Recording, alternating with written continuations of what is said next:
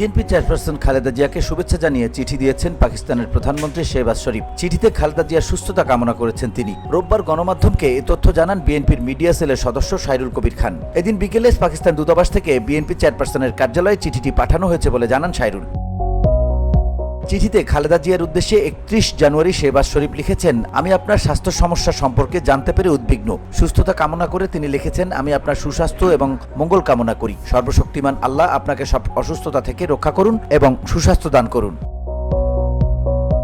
Pakistan BNP chairperson তার পরিবার এবং দলের সমর্থকদের সঙ্গে আছে বলেও আশ্বস্ত করেন শেহবাজ। চিঠিতে খালেদা জিয়ার রাজনৈতিক এবং বর্ণাঢ্য জীবনের উল্লেখ করে পাকিস্তানের প্রধানমন্ত্রী আরও লিখেছেন, আপনি বাংলাদেশের রাজনৈতিক দৃশ্যে একটি বিশাল ব্যক্তিত্ব। জনসেবার প্রতি আপনার অবিচল প্রতিশ্রুতি অনেকের জন্য অনুপ্রেরণা হয়ে রয়েছে। VOD Bangla news desk.